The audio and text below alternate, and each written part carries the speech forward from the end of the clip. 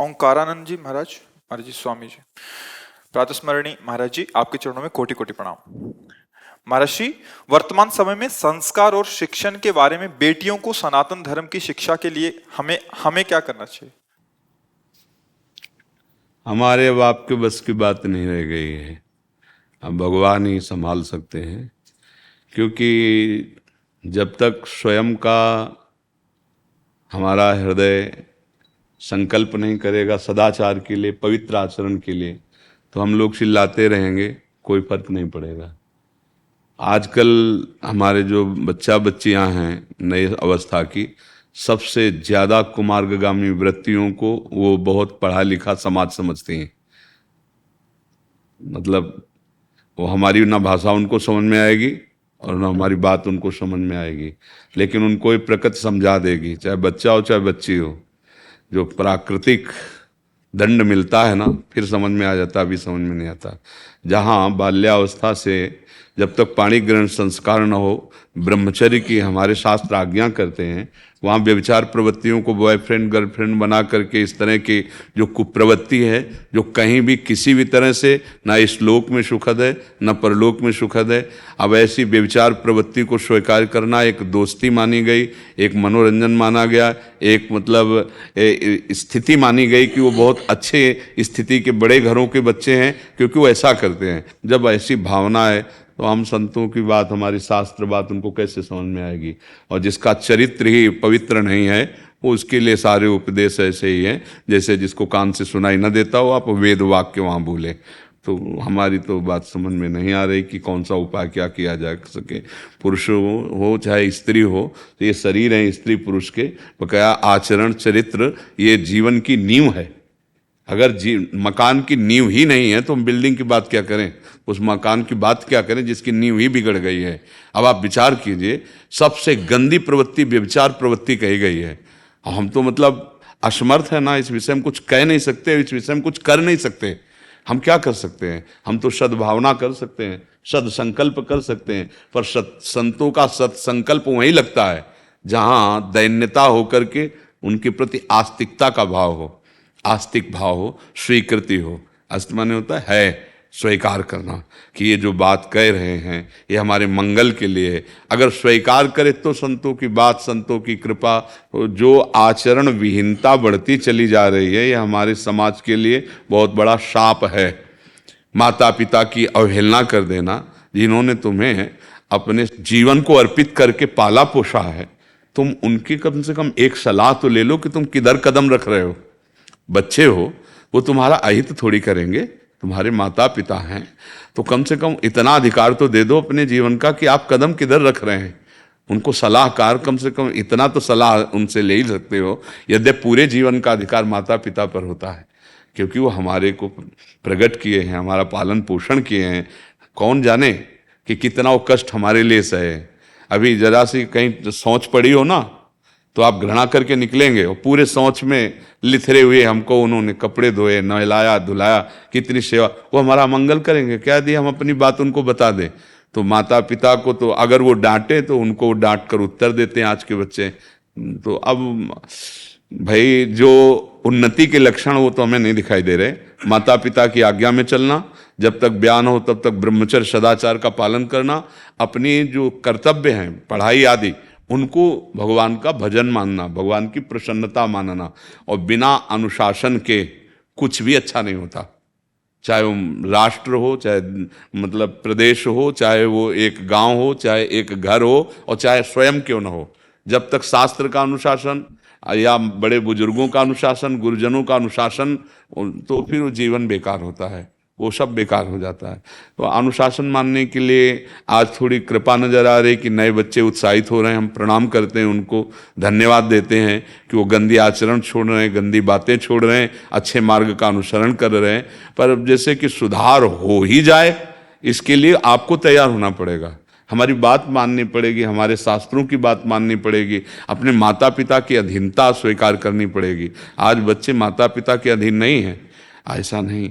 ये श्रृंगार, ये बनावट शरीर की तभी की जाती थी पति जब प्राप्त हो जाता था, पति को रिझाने के लिए की जाती थी। नहीं तो सादगी से अपने शरीर को ढककर पवित्र आचरण करके पढ़ लिख करके और फिर जब माता पिता के द्वारा पाणी ग्रहण संस्कार धर्मपूर्वक वैदिक सिद्धांत के अंतर्गत, कभी हमने तलाक नहीं सुना।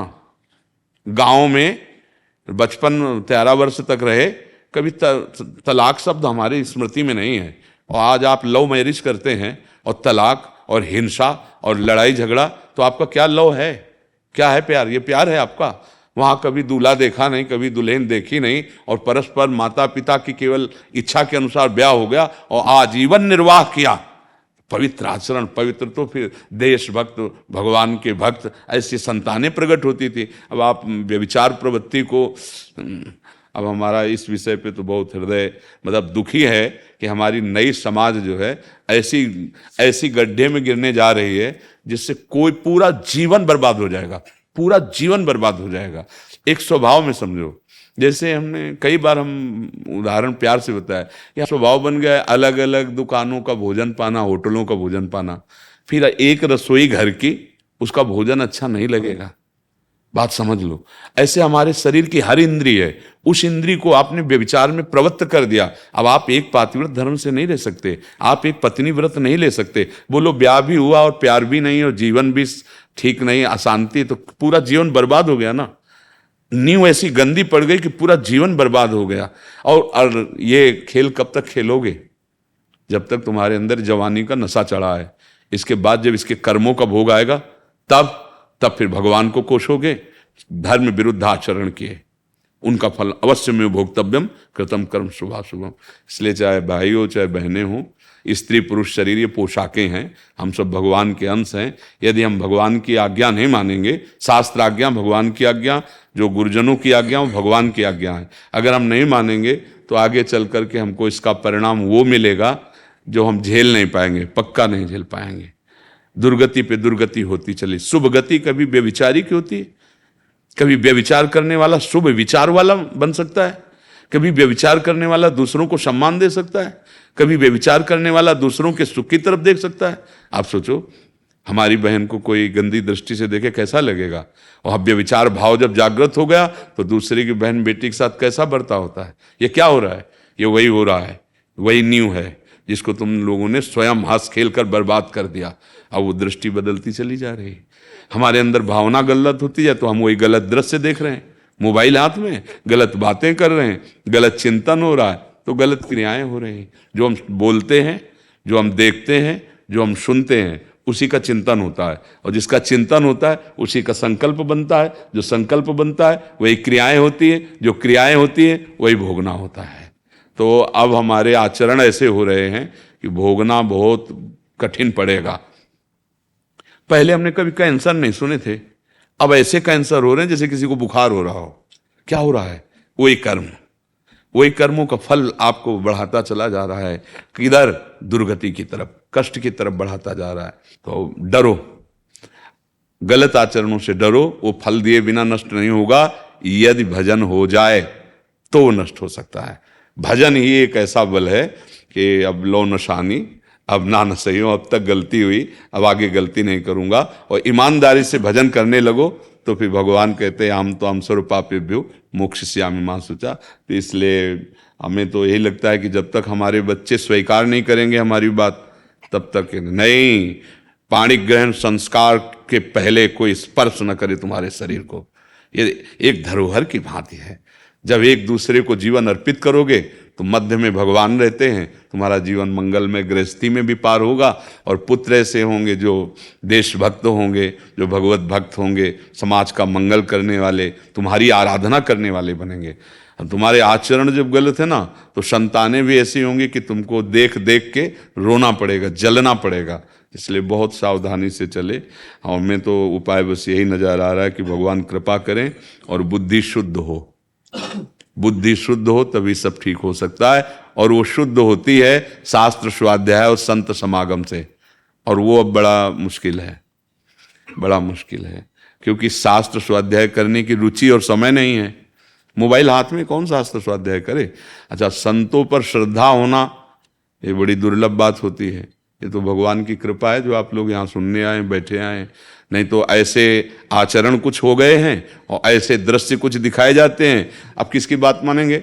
संत के लिए ये बात हो गई, शास्त्र स्वाध्याय करने लायक बुद्धि नहीं रह गई है तो संभाले कौन तुम्हें? कौन संभाले?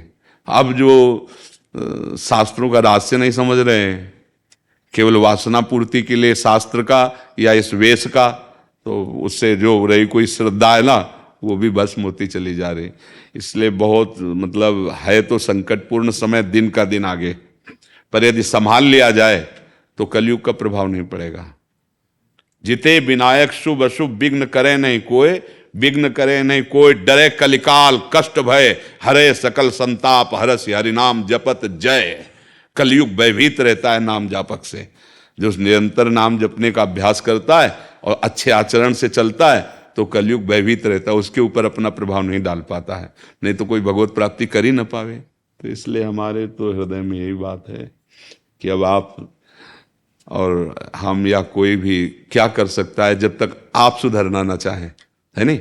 मान लो अमृत परोस दिया, अब आप ना पाओ तो पाना तो आप, अच्छा पा लिया और उल्टी कर दिया तो भी नहीं बनेगा, पाओ और उसे पचाओ, जब पचा गए तो स्वस्थ हो गए।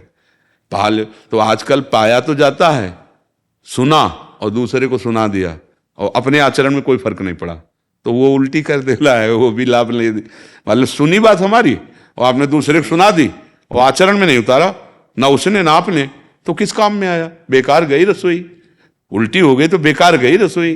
वो आपके सत्संग सिर्फ अपने लिए होता है।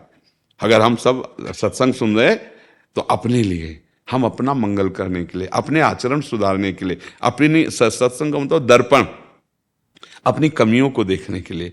साधु समागम में बैठे अपनी कमियां दिखाई दे रही, वहां निश्चय किया जाता है आज तक तो गलती हो गई, अब मुझे पता चला कि मैं गलत हूं, अब मैं जीवन में गलती दोबारा नहीं करूंगा। ये सत्संग का फल होता है। अगर ये बातें नहीं आ रही तो या सत्संग ही नहीं है या आपका हृदय बहुत मलिन है जो आप स्वीकार नहीं कर रहे हैं। नहीं, सत्संग मत कीरति गति भूति भलाई, जब जे जतन जहां जे पाई, सो जानो सत्संग प्रभाव, लोकों वेद न आनु पाओ। हाँ, निश्चित मंगल हो पर स्वीकार करे, बिना स्वीकृति के तो बात नहीं है। महर्षि पूछने का एक ही कारण था कि बेटियां यहाँ छात्रालय में आश्रम में रह के पढ़ती है 17 साल से। नर्मदा के किनारे महाराज जी आश्रम है, वहाँ 100-150 बच्चियां। हाँ, अगर ऐसा है क्या कि सार्वजनिक प्रश्न था ना, अब ये पर्सनल प्रश्न हो गया कि जैसे गुरुकुल में पहले छात्र रहते थे ऐसे गुरुकुल की तरह आपके यहाँ छात्राएं रहती हैं। हाँ, अब अगर आप इस विषय में प्रश्न करें तो बताएं।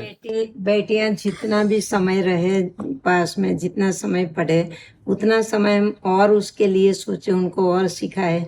पर 150 बच्चे नर्मदा किनारे आश्रम, तो वो ही गांव के बच्चे हैं जो गाली बोलने वाले बच्चे थे, मच्छी मार के लोग, वो आज जय श्री राम हरिओम बोलने लगे। बहुत सुंदर। तो ऐसा हम इसलिए पूछा कि आप हमको कुछ सिखाए, हम और अच्छा बच्चों के जितना भी, हम 5 आए तो 5, 10 आए तो 10, ऐसा नहीं कि ज्यादा है, जितने आते हैं। हाँ, अब देखो क्या है कि जैसे बच्चे आपके पास रह रहे हैं तो उनका कुसंग ना होने पाए, सबसे पहली सावधानी है। देखो, माली जब पौधा रोपता है तो उसके पहले बाड़ तैयार करता है। खेत में अगर हमको अच्छी फसल उगानी है तो सबसे पहले खेती तैयार करने के बाद जहां हम बीजारोपण करते हैं तो उसकी बाड़ तैयार करते हैं कि कोई भी बकरी आदि ऐसे पशु आकर हमारी खेती को नुकसान। तो ये माया रूपी जो बकरी है, इसके बहुत बच्चे हैं, काम क्रोध लोभ मोह मद मत्सर आदि।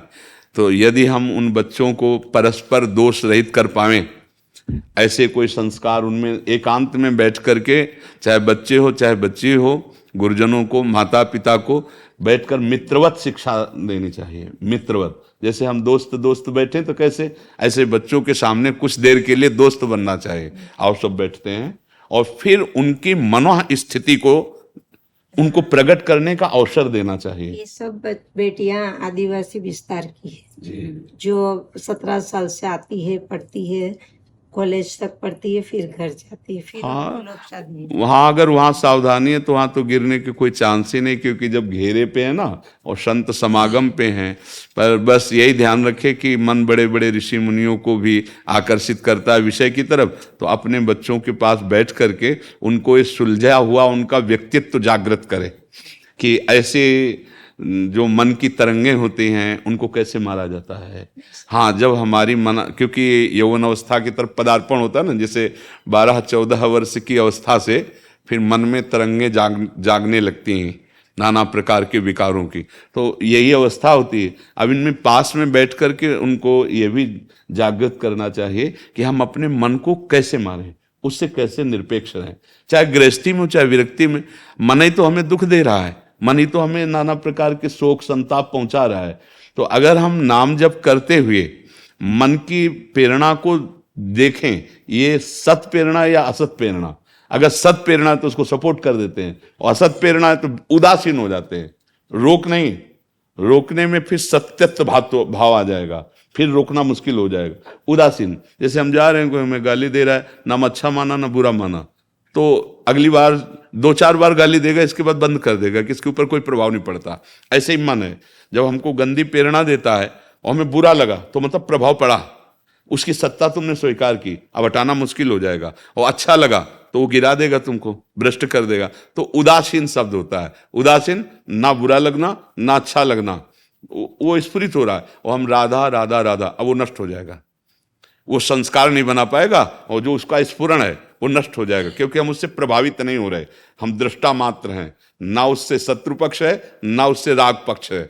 राग या द्वेष पक्ष ना होने के कारण मन धीरे धीरे धीरे धीरे निर्वासनिक होने लगता है। तो अगर हम ये चतुरताएं सिखाएं अपने बच्चों को, तो जो हमारे संस्कार बिगड़ने वाले प्रेरणा, हमारा सबसे बड़ा दुश्मन अंदर बैठा हुआ है मन, वो फिर उससे हम बच जाएंगे। और सांसारिक चेष्टाओं में भी प्रवीण होना चाहिए, कैसे हमें व्यवहार करना, कैसे हमें वार्ता करनी, हमें कैसे रसोई सेवा में प्रवीण होना, ये भी होना चाहिए। तो हमें लगता है कि इस सेवा में भी प्रवीण होना चाहिए।